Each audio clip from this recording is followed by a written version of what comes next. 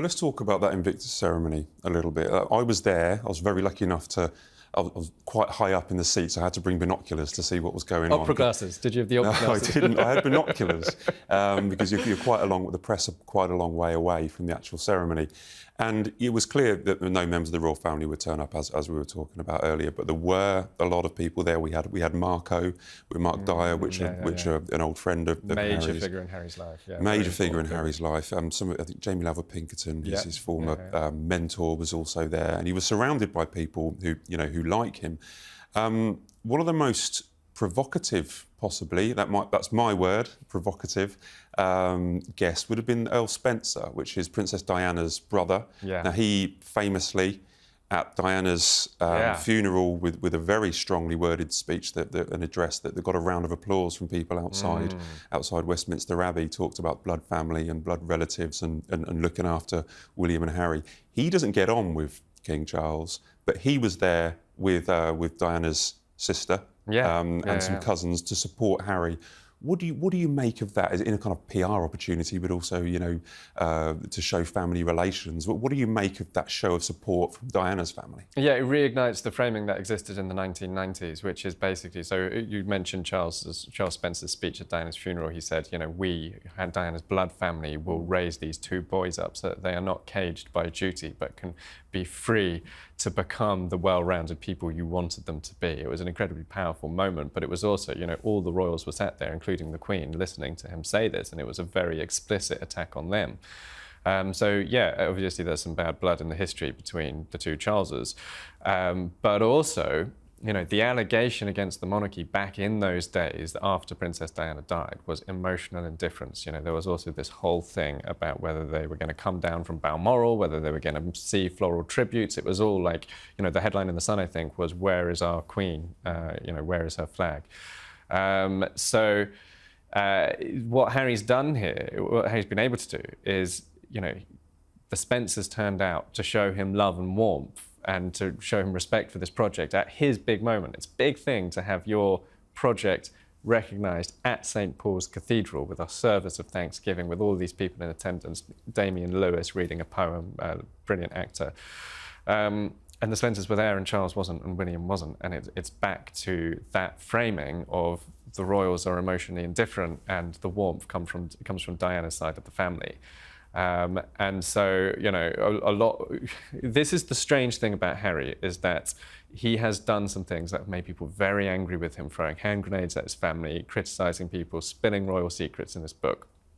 But the better he behaves, the more the criticism shifts off him and it risks passing on to the royals. So when he actually behaves himself and does things the way he's supposed to do them, doesn't criticise people and doesn't throw hand grenades, certain underlying tensions bubble to the surface, like often actually related to his military career and his war record. It was the same thing with whether he was going to wear his military uniform to support Queen Elizabeth II in the run-up to her funeral. And the monarchy started taking some serious criticism over the fact that he wasn't going to be allowed to. And back in those days, he did it right. He wasn't criticising anybody. He played the game. He turned up with William and Kate to do the job in Windsor.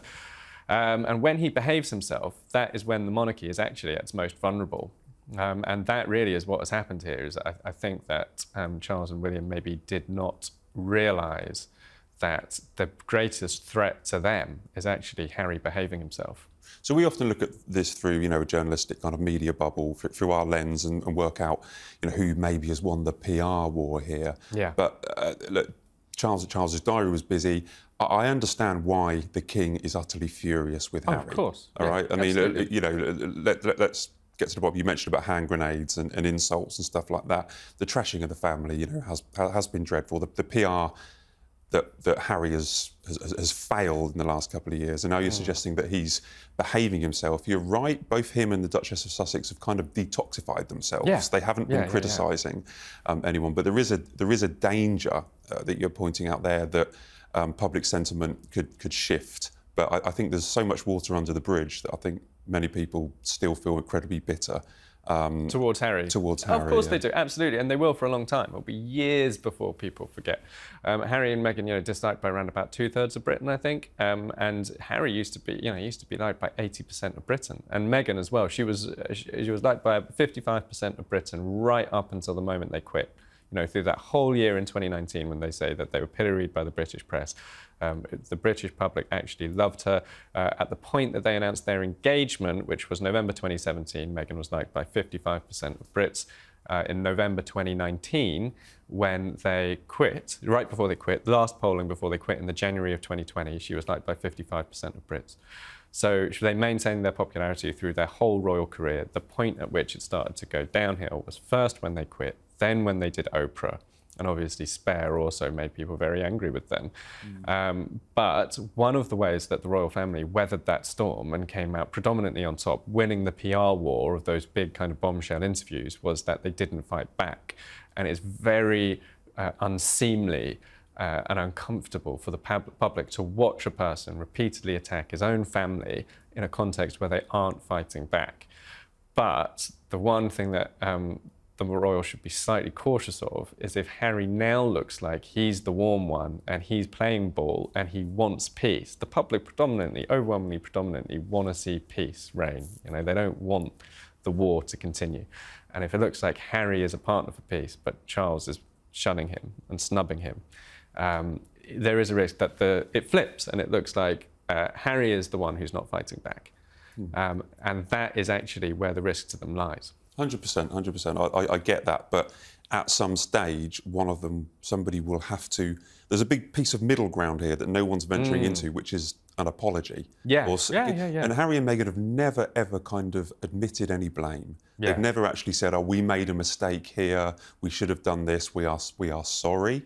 I mean, somebody has to step in, but surely it should be Prince Harry or Meghan that steps into that space rather than the King. In both personal terms and PR terms, in fact. I mean, Harry was actually asked by Anderson Cooper in 60 Minutes. He said, what would you have done differently? And Harry kind of stopped, thought about it and said nothing. Yeah, that was the opportunity. That was the opportunity. And also in his book, I mean, it's extraordinary. He hasn't acknowledged a single error in the entire Meghan era.